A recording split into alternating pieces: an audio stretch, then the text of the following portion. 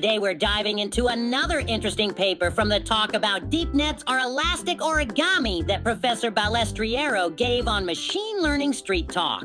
Ever wondered what's really happening inside deep learning? Why do some models learn better than others? Why does adding a tiny skip connection make a model suddenly behave like it's got a PhD? Buckle up. Let's dive into how neural nets use Lego bricks to build decision boundaries. Oh, by the way, we just rolled out a splashboard on our website. This handy tracker shows which papers are getting the most votes over the past 30 days. As soon as any paper hits 10 votes, we'll jump in and create a deep dive video for it on this channel. So if you love a paper, head over to ribbitribbit.co and vote for it now. We can't wait to see which paper you pick next.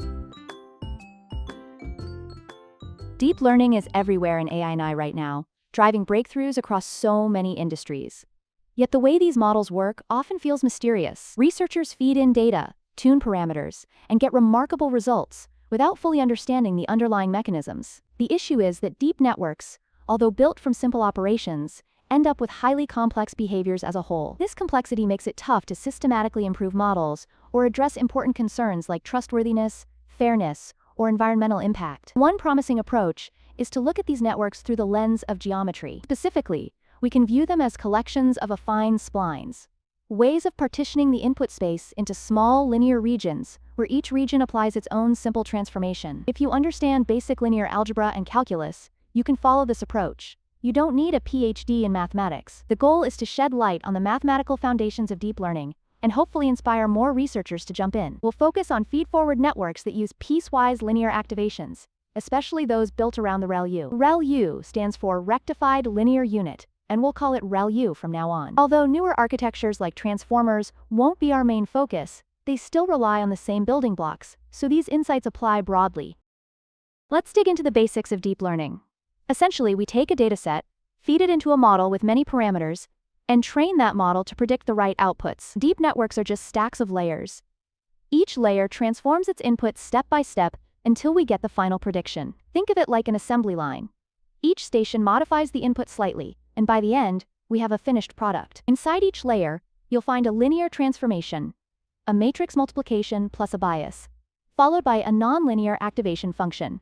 That nonlinear piece is crucial because, without it, no matter how many layers you stack, you'd end up with just one big linear function. ReLU is one of the most popular activation functions because it sets negative values to 0 while leaving positive values unchanged, helping avoid vanishing gradients and making learning more efficient. Deep networks come in all shapes and sizes.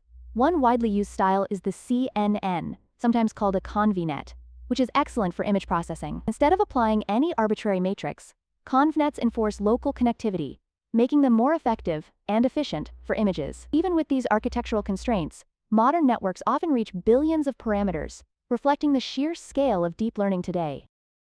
Now let's talk about why deep networks can be so hard to understand. Picture a model as a giant layered system.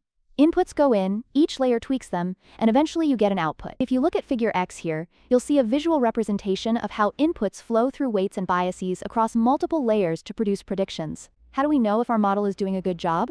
We measure error with a loss function. One simple approach is the squared difference between predictions and true values, averaged over the dataset. Another popular choice for classification is cross-entropy, which compares predicted probabilities to the actual labels. Because datasets can be huge, we often rely on mini-batch gradient descent. Instead of looking at all data at once, we update parameters using small random batches, making the training process more manageable. Deep learning took off around 2012, when better hardware, larger datasets, and deeper models allowed approaches like AlexNet to dominate the ImageNet competition. Over time, accuracy soared and even surpassed human-level performance on some tasks. Despite all the success, these models still feel like black boxes. You can see inputs and outputs, but understanding the inner workings is tough. That's why the paper offers the perspective of affine splines. Maybe we can peek under the hood by seeing how these piecewise linear functions fit the input space. So how do affine splines help us make sense of deep networks? Imagine you're fitting a curve with straight-line segments. Now extend that idea into higher dimensions. That's basically what affine splines do, and it's how ReLU-based deep networks transform inputs into outputs. The concept of tessellation, or tiling, becomes important here. Think of the input space as broken into different regions. Each region uses its own linear transformation. Look at figure Y on this page. It shows an example where a two-dimensional input space is sliced up, and each slice maps to a different part of the outputs. That's the geometric view of how a network applies transformations after each layer. Every layer does the same thing. It takes the input, multiplies by weights, adds biases, and applies the ReLU activation. ReLU itself is super simple. Positive values go through unchanged, negatives get clamped to 0. But this tiny step allows networks to approximate very complicated functions by stitching together many linear pieces. Training adjusts all those weights and biases so that each region in input space gets mapped appropriately. By focusing on these partitions, we move from thinking about networks as black boxes to thinking of them as structured boxes. This view can help us analyze, debug, and potentially design more interpretable architectures down the road. How exactly do these regions form? Think about a single neuron in the very first layer. It's basically a hyperplane, dividing the input space into two halves. One side activates the neuron, the other side doesn't. When you have lots of neurons, all their hyperplanes intersect, creating a grid-like tessellation of the input space. Then we stack another layer. Now the second layer sees that tessellated space and divides it again, folding it further. Each additional layer compounds this effect, creating an incredibly intricate tiling as we move deeper into the network. It's like folding a piece of paper repeatedly. Each fold adds complexity. Interestingly, even though these networks have a massive number of parameters, they don't just memorize data. They impose structure. This is often called implicit bias, meaning the network's architecture naturally guides how the model generalizes. Of course, visualizing all this in more than 3 dimensions is nearly impossible. Instead, researchers look at summary statistics, or try to project these structures into lower dimensional slices. The key point? Deep networks form these detailed geometric patterns in very high-dimensional spaces, and understanding that geometry is critical for interpreting what they're doing. To get a better grasp on these tessellations in high dimensions, researchers developed SplineCam, a tool that extracts a 2D slice of the network's high-dimensional space so we can actually see what's going on. Check out figure Z. It shows how SplineCam was used to look inside a convolutional network trained to classify 2 types of cats, Egyptian and tabby. The background you see is a tiny 2D slice from what's really a 409 6-dimensional input space. Different colored regions correspond to different affine transformations applied by the model. Red lines mark the decision boundaries that separate the 2 cat classes. Here's the cool part. After all these complex transformations, the final decision boundary is just a single hyperplane. That means every earlier layer was busy folding and shaping the input space so that, by the time we get to the last layer, the separation is linear. This connects to a classic theoretical result. A 2-layer network can approximate any function with enough neurons, but it struggles to learn in practice. Depth. Adding more layers depth lets networks organize the data in a more refined way, which improves learning and generalization. SplineCam helps us visualize how that depth systematically arranges the input space so that a final linear separation becomes possible. Now let's shift gears and talk about training, which comes down to navigating the loss landscape. This landscape is essentially the shape of the function we're trying to minimize. Imagine walking through a hilly terrain.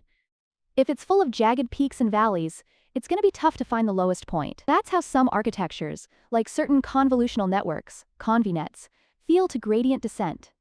They have a rough loss landscape, so training can be unstable or slow. Residual networks, or ResNets, on the other hand, have a smoother landscape, which makes optimization much easier.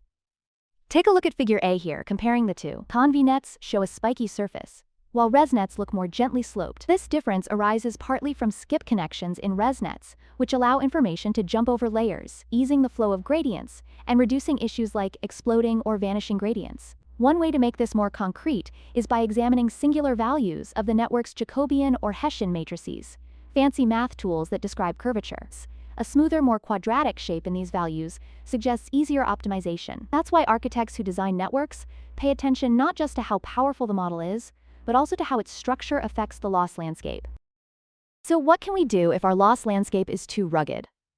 One practical trick is batch normalization. Batch norm normalizes layer inputs to keep their means and variances consistent during training. Instead of letting raw activations flow freely, it shifts them to have 0 mean and unit variance, plus a learned scaling. This subtle shift can stabilize training, prevent exploding or vanishing gradients, and help the model converge faster. Unlike a one-time data normalization step, batch norm happens at every training step for each mini-batch. By continuously adjusting how each layer sees the data, it effectively resculpts the network's tessellation of the input space. That means the hyperplanes dividing the data can become better aligned, helping the model focus on the right regions of input space. Interestingly, nobody has a perfect theory for why batch norm works as well as it does, though many suspect it smooths the lost landscapes. And as you'll see in upcoming visuals, the geometry of how boundaries shift and reshape themselves becomes clearer when batch norm is in place. It's one of those tricks that just works and has become standard practice in training deep networks. Now let's see batch norm in action. When a network trains, it's effectively rearranging its decision boundaries. Without batch norm, these boundaries can be messy and poorly aligned with the data, especially in deeper architectures. But with batch norm, the hyperplanes snap more cleanly around relevant regions, making the whole process more efficient. Look at figure B here. You'll see side-by-side comparisons of an 11-layer network under different initialization strategies. Without batch norm, the hyperplanes are all over the place, either because of zero bias or random bias initializations. But when batch norm is used, the hyperplanes realign themselves in a way that's much more coherent, layer by layer. This shows that deep learning isn't just about changing weight values, it's about geometrically reshaping the space where decisions are made. Batch norm provides a way to guide that reshaping so that deeper layers refine the decisions of earlier layers rather than distort them. Ever wonder what happens after a network has already reached near zero training error? There's a phase called grokking that's been observed in some setups, where even though the network has essentially memorized the data, it continues to restructure its decision boundaries to improve robustness. We can see this in action using SplineCam, a tool that extracts and visualizes 2D slices of the network's high-dimensional geometry. Look at figure C. Early in training, the decision boundary is fragmented. As the network learns, it reduces the training error to nearly zero. But then, something fascinating happens if we keep training. The decision boundaries simplify. The network goes from a chaotic tiling to a cleaner, more robust partition of the input space. To measure this phenomenon, the paper introduces a metric called local complexity, or LC. We'll use LC to refer to it from now on. If LC is high, it means the boundary around an input is very fragmented and sensitive. If LC is low, it's smoother and more confident. Over time, LC tends to decrease, which shows that deep networks naturally move towards simpler, more stable decision boundaries, even after hitting zero training errors. This raises new questions about overfitting, generalization, and whether LC might help us pick better models in practice. So far, we've talked mostly about classifiers, but deep learning also shines in generative tasks, making new examples that look real. Generative adversarial networks, GANs, are a prime example. They learn a mapping from a low-dimensional latent space to a high-dimensional data space, like mapping random vectors to images of faces. In figure D here, we see how a deep generative model partitions its input space into regions, each region mapping to a particular tile in the output space. This mapping is effectively a manifold, a structured, lower-dimensional representation that the model uses to generate new samples. The partitioning of the input space has real consequences. If the training data is imbalanced, those partitions might favor certain kinds of outputs, like smiling faces over neutral ones. This geometric viewpoint reminds us that generative models aren't just black boxes spitting out cool images or text. They rely on a learned tiling of the latent space, and that tiling might contain all sorts of biases or distortions based on the training data. Understanding these splines and their partitions could be key to diagnosing and correcting issues in generative models. But what if our model's learned distribution is flawed? Maybe it's biased or missing certain modes in the data. Instead of retraining from scratch, there's a method called the magnet approach. We'll just call it magnet for short. Magnet adjusts the sampling distribution in the latent space, aiming to better match the actual data distribution the model was supposed to learn. For instance, imagine you have a StyleGAN2 model, a well-known deep generative system, trained on faces. If the training set was biased, say it mostly had young, smiling faces, then uniform sampling will replicate that skew. But magnet warps how we sample inputs, balancing attributes like age or expression on the fly. Look at figure E here. On the left, standard StyleGAN2 outputs faces sampled uniformly. On the right, magnet StyleGAN2 shows faces sampled with a carefully tweaked distribution, leading to a more balanced set of attributes. It's a neat trick. We're not touching the model itself, just controlling how we feed it inputs. This highlights that even top-tier models might not perfectly capture the data distribution, but we can still adjust the sampling process to get better results. Continuing that theme of controlling generative models, polarity-guided sampling offers another way to tweak outputs without retraining. In a standard GAN, if you sample randomly from the latent space, you get a certain spread of examples. Polarity sampling basically shifts the sampling density in specific ways. If you set a negative polarity value, you nudge the model toward the most common or safe parts of the distribution. Great if you want typical, high likelihood samples. If you set a positive polarity, it encourages the model to explore less common regions, generating more diverse outputs. Figure F shows how the generated points vary with different polarity values, from clustered and dense to more spread out and adventurous. Beyond generative tasks, the paper points out that these geometric ideas, treating deep networks as collections of affine splines, could apply to really big models too, like GPT or Llama. It's another step toward demystifying how massive language models and other large architectures manage to fit complex functions so well. And that's the big picture. Deep learning is powerful, but it's still new. Viewing networks as affine splines helps us see how they partition input space, fold it, and reshape it, whether it's for classification, generation, or anything in between. There's a lot more to explore, so if you're curious, these geometric tools might be a good place to start. Thanks for joining us today. Now go enjoy your weekend.